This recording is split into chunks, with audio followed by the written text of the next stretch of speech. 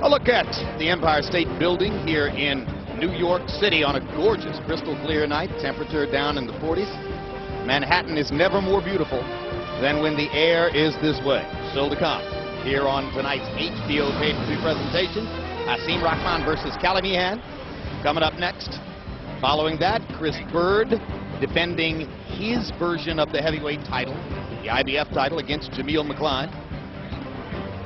And then John Ruiz defending the WBA heavyweight title belt against Andrew Galata, who's been close but has never had a heavyweight title belt. And now let's get ready. Incidentally, you saw the pay-per-view for Vitaly Klitschko versus Danny Williams. Vitaly, in case you're not totally up to date on this, has the WBC heavyweight championship belt, which was previously held by Lennox Lewis. And there's a look at the tail of the tape for Rahman Meehan. You can see that Hasim Rahman, by far the more experienced fighter against top competition, is 2 years younger than Meehan. Meehan with a 2.5-inch height advantage. 3-inch arm length advantage to Rock, who is the shorter of the two guys by 2.5 inches. That's measured from the armpit to the end of the fist. Hasim Rahman weighs 232, and that's good conditioning for him. Meehan, big man, 237 pounds. Rules of the bout with our unofficial ringside scorer, Harold Letterman. The Hasim Rahman Meehan fight is scheduled for 12 rounds using the unified rules that you see on your screen. Jim, real quick, the 4 criteria that the judges will use to score each individual round: clean punching, effective aggressiveness, ring generalship, and defense, with a strong emphasis on clean, effective punching. Jim. Heavyweight champ. Let's go. Here comes Meehan, a native New Zealander who fights out of Australia. 69 days ago, he was involved in a fight for the WBO heavyweight title belt against Lamon Brewster. Now, you might remember that last year, Brewster survived long enough to score a knockout win over Vladimir Klitschko, and Klitschko basically exhausted himself hitting Brewster. Meehan had pretty much the same experience as he pounded Brewster against the ropes in the 8th round, but then ultimately Brewster carved out enough in the last few rounds to score a 1-point decision victory over Meehan. Many thought Meehan had won the fight. He himself says, "I wasn't all that disappointed. I wanted to make an impression, try to set up another big fight, so here comes the other big fight." He broke Brewster's jaw in the process.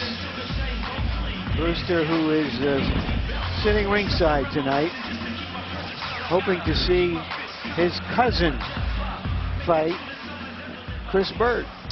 Is Meehan a noteworthily big hitter, Roy? No, I don't think he's noteworthy that big of a hitter, but he has a big guy in front of him tonight who is a noteworthy big hitter. So Meehan can come in. He has a possibility of catching Rahman with a good shot if Rahman runs into it, but Rahman is the one who's the big puncher to me tonight. Indeed, Rahman comes in on the strength of 3 straight second-round knockouts. He rededicated himself to his career after a sluggish 10-round decision earlier this year over age-faded Al Cole. Hasim has told us this before. This time he looks serious about it, Larry. He is, until he wins a fight, and then something kicks in, some clock in him that says, "I don't have to train as hard for the next guy." That's his MO, has been through much of his career, and he admits it. Held the heavyweight title for 7 months, from April 21, 2001 to November 17, 2001. He won it on the 5th round knockout of Lennox Lewis. He lost it on the 4th round knockout by Lennox Lewis. And since then, there have been some tumultuous ups and downs for Rahman,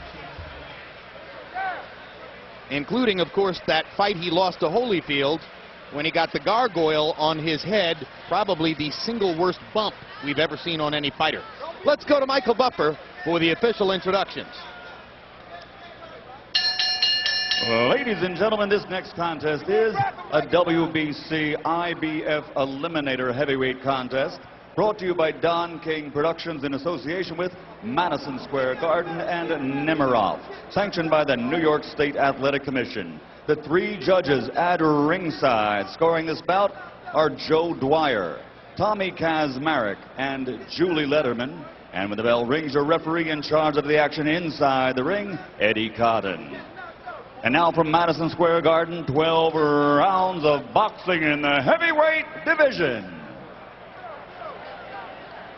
Introducing first, fighting out of the blue corner, wearing blue with yellow. Official weight, 237 pounds. Professional record, 29 victories, including 23 knockouts with only 2 defeats.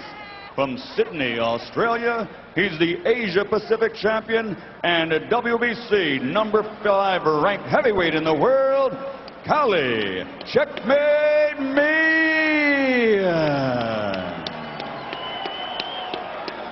And his opponent across the ring, fighting out of the red corner, wearing black with gold.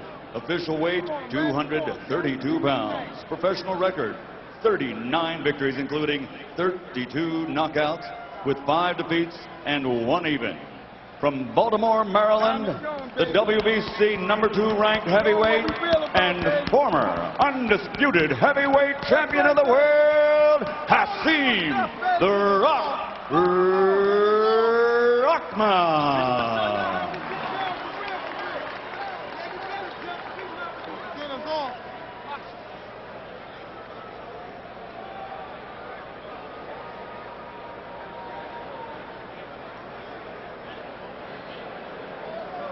All right, boxers, you received my instructions in the dressing room. Obey my commands. Protect yourself at all times. All right, let's touch gloves. I expect a good, clean fight. Jim, you forgot to mention the night that Oleg Moskayev deposited Rahman in your lap. There have been a lot of things. there have been quite a series of tumultuous events in Rahman's career. He took the Moskayev fight, incidentally, thinking that that was going to be a walk in the park, and discovered that Moskayev was a pretty good right-hand puncher. And yes, he skittered through my lap on the way to the concrete floor of the Atlantic City Convention Hall. He's usually been entertaining. He looks to be in good shape tonight. And you say he's a hard puncher. Both hands or just with the right hand? He's a pretty good puncher with both hands, actually. There's a good jab. It looks like he wants to impose himself on Meehan from the get-go. Meehan has some boxing ability. Rahman has great athletic skills. He was an outstanding high school football player, has competed in other sports. Were it not for a serious automobile accident that nearly killed him, he might have emerged more quickly as a heavyweight contender. But he's another one of those guys who came to boxing late, although for somebody who didn't go into boxing as a child, his instincts have been fairly good, Roy. Yeah, they've been real good. And the good thing about Rahman is that he's a superior athlete. That's why he was able to catch on to this game so well, because he's definitely a late starter, but he came about so quickly because of his athleticism. A lighter-footed, quicker, more flexible athlete than, for instance, Michael Grant and Jameel McCline, two other good guys who come to the sport from other sports.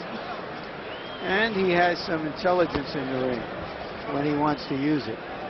He's got a ton of intelligence outside the ring when he wants to use it. He's spent a lifetime avoiding it. Right now, he's got Meehan on the defensive, trying to figure out where the punches are coming from, not throwing his own. Well, he's playing it smart. He came out right away and let Meehan know that you're in the ring with a real competitor here. You're not in the ring with a guy who's going to let you come in and sneak by. And he's thrown some punches from odd angles, which may have thrown Meehan off just a little bit, too. Hard body shots by Rahman. Meehan comes back with a right hand to the body himself. But I've seen Rahman is busy. He is moving. He's letting his hands go freely. Looking good. He's got his mind right tonight. And Meehan is not laying down either now. Meehan is going to be there. Good body shot by Meehan. Under a jab by Rahman. Let him go. Step back. Get off him.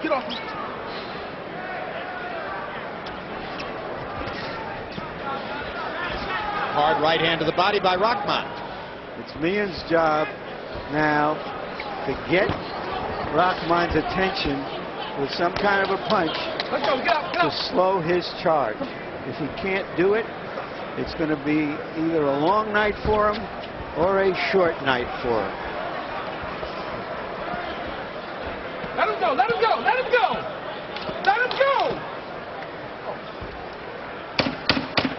Stop.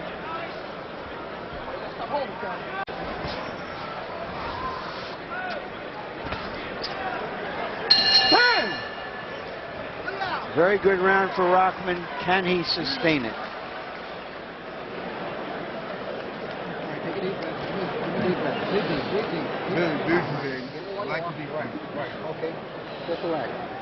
Okay. I want you to cut him off. Keep stepping over. You force him around one way. He's going to the right. I want you to step over and keep cutting him off, okay? And just keep using that jab to the body and keep jabbing to the head, okay? Okay. And you're doing a good job ducking those overhand rights. That's what he's doing. Nice, but it's got to be fast and it's got to be sharp, okay? And look for a few simple right hands. Set it up, okay? Set it up with a jab. Nice firm jab, mate. Nice firm jab. That's right, the good mate to the body. You don't need to win this fight in the first round, mate, okay? So just feel comfortable, get used to it, okay? Nice and sharp. Just a few years ago, Meehan was a garbage man and a bouncer at a bar to support his boxing.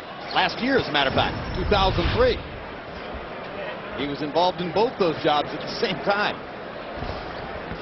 Because if you're fighting as a heavyweight in Australia, competition is sparse. In fact, of Cali Meehan's 29 wins, 7 of them have come against the same 2 fighters. One guy he's knocked out 4 times. Another guy he has 2 decisions and a knockout against. I thought you were going to say against the same 2 kangaroos. Pretty much. The same 2 dingoes is what I meant. He's knocked out a dingo named Colin Wilson 4 times. And he has beaten a wallaby named Tone Piso 3 times. You know, there are some pretty good fighters over there in Australia, though. I know a guy by the name of Denny Green, another guy by the name of Anthony Mundine, and of course y'all know Costa Yazoo. Costa Zoo with another sensational performance last week in knocking out Sharmba Mitchell in 3, and many ring experts, in fact a majority in the media poll, had picked Sharmba to win. Costa Zoo is a 140-pound fighter who hits like a heavyweight. Yes, he does. So Cali Meehan's corner asked for good firm jabs and some solid right hands, and what they've gotten instead is a bloody nose from Hasim Rahman's excellent jab and right hand. Well, he's landed a couple of clean punches, but they haven't made much of an impression on Rahman. Yeah, we talked about all of Rahman's tumultuous experiences. One of them was a shootout with hard-punching Corey Sanders, in which both fighters flirted with knockouts for 5 or 6 rounds before Sanders ran out of gas and Rahman eventually finished him. But already it's clear that Meehan is nowhere near the kind of puncher Corey Sanders is. Not almost. Let him go, stop. Let him go. Come on, Calvin. And that fight, by the way, Jim, was one of my favorite heavyweight fights in the last few years. Gunfight at the Atlantic City Corral. That's what it was. A straight shootout. Stop for it. Let him go. Pick him up. Come on. Let's go. What Rahman is doing here, though, is just trying to impose his will on Meehan. Oh, good shot. All right, stop. He obviously did his homework. He saw that by Brewster letting Meehan come at him, Meehan's better when he comes forward. That hurt him. The overhand right hurt him bad. Wobbled Cali Meehan here, and he's got 30 seconds left in the second round as he attacks him against the ropes. Hasim Rahman's just too quick. Way too quick for Cali Meehan. He's powerful. And Cali doesn't hit hard enough to keep Rahman off of him. That's right. Rahman is pounding Meehan from pillar to post. And you saw Cali Meehan land a solid right hand out of the corner. Rahman didn't even back up. That was almost a 10-8 round. Maybe some people will score it that way. Clean this corner up when you're done. For sure. It's nice there, mate. Wipe it up. Charlie, right there, bro. Keep that in there. Open their minds up, mate. You've got to look for them shots coming, okay? Really open their minds up and be smart defensively, okay? And control that breathing, Carly. You've got to really control that breathing, okay? Okay, you've got caught with a few shots here, so really look for his shots coming. Okay, look for his shots coming, be nice and defensive, and box him, mate. Box him. He's caught you with some good shots then. Here you see Rahman putting the pressure on. There he lands that hard jab. You asked if he had power in both hands. That was the jab that hurt Meehan, and now he's really after him. That was a good right hand, high on the top of the head. The only reason Meehan probably didn't go down is because it was so high on the head. In the second round, Hasim Rahman by CompuBox count landed 16 out of 29 power shots, 14 out of 19 in the last minute of the round. And it was interesting, Cali Meehan's trainer in effect asked him to be more defensive. I'm not sure that's the right plan. No, I don't think that's the right plan at all. I mean, they're asking for trouble if he's going to stand back and invite Rahman to keep coming at it. Good body shot by the Rock. All right, stop right there, stop. Come on, Cal, you gotta let him go. You gotta stop holding too. Well, Rahman couldn't get Stop right there. a victory over David Tua in 2 tries. Tua coming from Tahiti by way of New Zealand, where Meehan was born. But maybe he's going to get one of those South Asian trophies tonight. But Tua's a different animal, though. Tua probably punches just as hard as any other heavyweight in the division right now. At that time, he did. And this cat doesn't punch that hard. Let him go, let him go, let him go. Stop him, come on. Well, of course, Rahman clearly outboxed David Tua in the first 8 rounds of their first fight in Miami before Tua was allowed to land the left hook after the bell at the end of the 8th round, and that completely changed the fight. Stop. Rahman ultimately was the knockout loser in the fight, but he has always said that had it been properly refereed, he was going to win easily. Then when they fought in Philadelphia last year, Rahman showed up at an out-of-shape 270 pounds, looked as though he had given the fight away to Tua before they even started, and proceeded to outbox him so severely that most thought he deserved to win the fight. I thought he won the fight. It was a draw. If he'd have been in shape, it would have been easy. Tonight he's in shape. And tonight so far it has been relatively easy in the first 2.5 rounds against Cali Meehan. Let him go, Cal, let him go. Meehan is the most unusual suspect on the card tonight, but he is a suspect nonetheless. He's taken a beating. Good shot. And that was a hard right hand to the top of the head. That might have almost finished things. And this thing of being more defensive and watching for the punches to come isn't working. Cali Meehan's going to have to fight his way out of trouble here, or else he's going to go down. He's having a hard time, though, Jim. Stop. He got a lot of pressure on his head right now. Roy, I've always thought that Hasim Rahman had the physical stuff to become the heavyweight champion. And he did. That's why he became the heavyweight champion. Let him go, come on. I told you he's an athlete first. He was an athlete before he was a boxer. And that was a major point for him.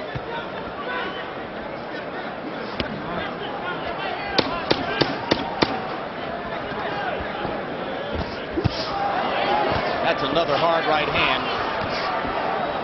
Stop. I'm impressed with his work ethic tonight.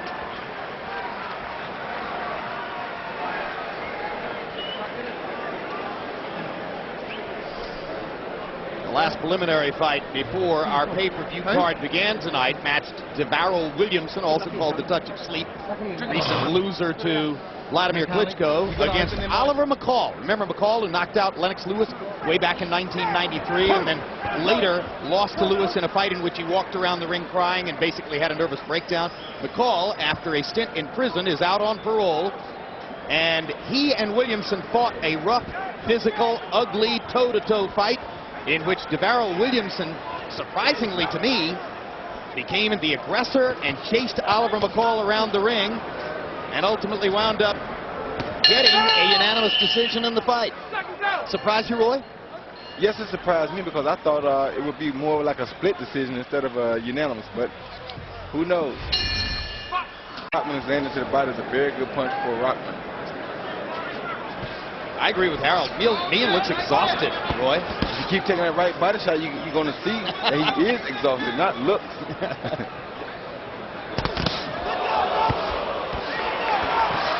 Well, Rahman is totally confident tonight. And he's busy. That's what I like about it. Just hammering Cali Meehan. Meehan almost went down then. His legs are wobbly. Look at him holding the top rope there. Oh, good shot. That was some right hand. Good upset. Rahman's really mixing up good tonight. Now Meehan's trying to fight his way out.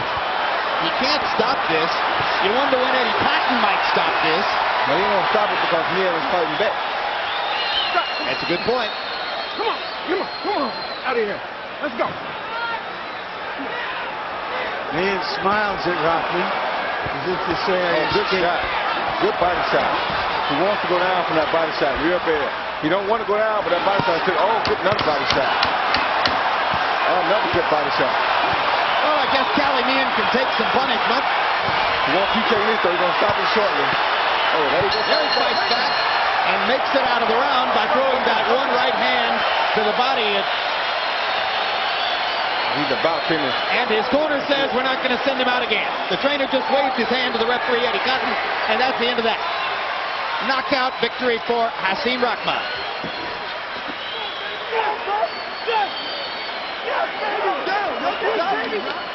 Meehan's trainer, Mark Jansen, stepped into the ring and waved his arm, saying, we're not going to go through that again. And I think that was a pretty good choice. I think that was a very wise choice. He's taking entirely too many power punches. He had been taking too many already, and it was just time to say enough is enough. It was dangerous. So Rahman closed the show, landing by CompuBox count 47 of 61 power punches in that round. In other words, he brutalized him.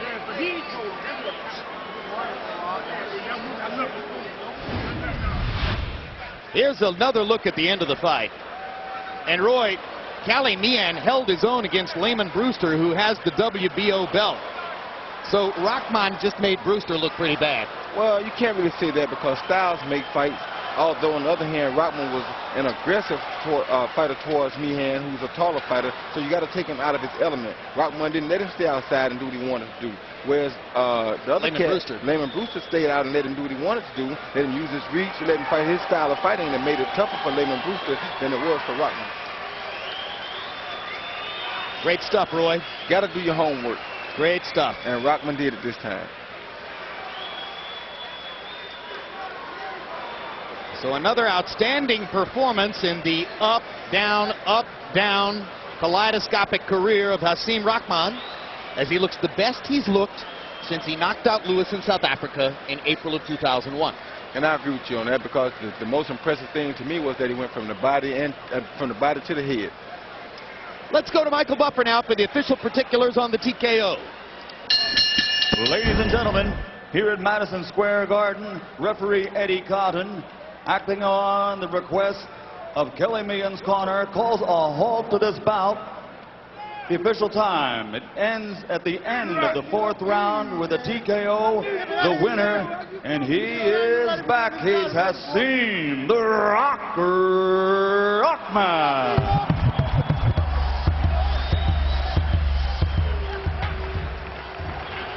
CompuBox numbers in what was a wipeout for Hasim Rahman. He lands nearly 4 times as many punches. He throws nearly 100 more punches in only 3 rounds. And he lands nearly 60% of his punches in beating up Meehan pretty badly. Power punches, Rahman 85 out of 138. In other words, he was landing most of what he threw, and Meehan just couldn't stop him. And now let's go to Larry Merchant, who's standing by with Rock. Thank you, Jim. Congratulations, Rock. Thank you, Mr. Merch. You said you were going to reinvent yourself. Did I do a good job? What do you mean by that? Did I do a good job? I went back to the gym. I aligned with my promoter, my manager. We set up a beautiful plan, take some low budget fights along the way to build our way back up so I can stay in the gym and train real hard and get focused on winning the heavyweight title. Right, I forgot that I wasn't the champ no more. But I'm on my way back. In the past, your problem has been you could fight 1 or 2 fights in a row and then you'd take it easy and not take it seriously. Have you reinvented yourself in that way? No, I'm ready to fight one of these champions on this card tonight. I'm ready. I stay right here. Let one of them come out. We can do it tonight. I'm ready. I'm focused. I'm full-time fighting. Who is your preference to fight next? Klitschko, Ruiz, Galata winner. It doesn't matter. Whoever make the most money to me, whoever will bring the most money to you. If it don't make dollars, it don't make sense. Thank you very much, Rock. That's it. Great fight. Sharif, we made it look easy, baby. All right, Don King, are you going to continue to promote Evander Holyfield, who says he still wants to fight? I don't know. I have to talk to Evander and find out what he wants to do. Right now, I'm celebrating Rahman's victory. Rahman is getting ready to go for the... Was it pretty, Don? It was very, very pretty. I know you want to talk about him, but Evander Holyfield took a bad licking. You're his promoter. Do you think he should keep fighting? Do you want to represent him in the ring? I think Evander Holyfield was a great fighter. He was the warrior. I think that's something he got to talk to himself and his guard to find out what he wants to do. Right now, I want to take Rock and them and go to Dubai and see Sheikh Mohammed and put together some good shows in Dubai. Are you saying you will continue I'm not saying one way or the other. I think that's a decision for Evander to But make. if he decides to fight, you'll continue to promote him. Well, I think me and Evander have to have a talk, but I think it's Evander's decision. He makes the final decision, not me. I'm just a promoter. What is your preference for his next fight? His next fight, he's like he said, he'll take any one of them, any one of the champs tonight or Vitaly Klitschko. And that's what we're looking for. Vitaly, the winner. It's not to beat Vitaly because Williams may beat Vitaly. And if Danny Williams beats him, the winner of that fight. That's what we want. But would you prefer him that fight or to fight the winner of the Bird fight tonight and the Ruiz fight tonight? I think the winner of the Danny Williams and Klitschko fight would be my preference, you know what I mean? And then we can do the tournament with all of them. Right now, that's the only one that's laying out. You know that ain't going to happen, Don, because the German promoters have told me that you would only have a fight with your titleist and Klitschko if you could get options on Klitschko. Absolutely not true. Categorically not true. Told Ross Greenberg it didn't happen. Told Mark Tappet it wouldn't happen. We don't want no option. We'll knock him out. So there's not a problem about that. All we want to do is to get in the ring and fight. Don't use no excuses about options because that ain't what's happening. Right now we want to go to South Florida. We got a big venue down there. We want to bring big-time boxing back to South Florida and to go to Dubai and to China. So we're on an excursion now. Thank you very much, Don. Jim?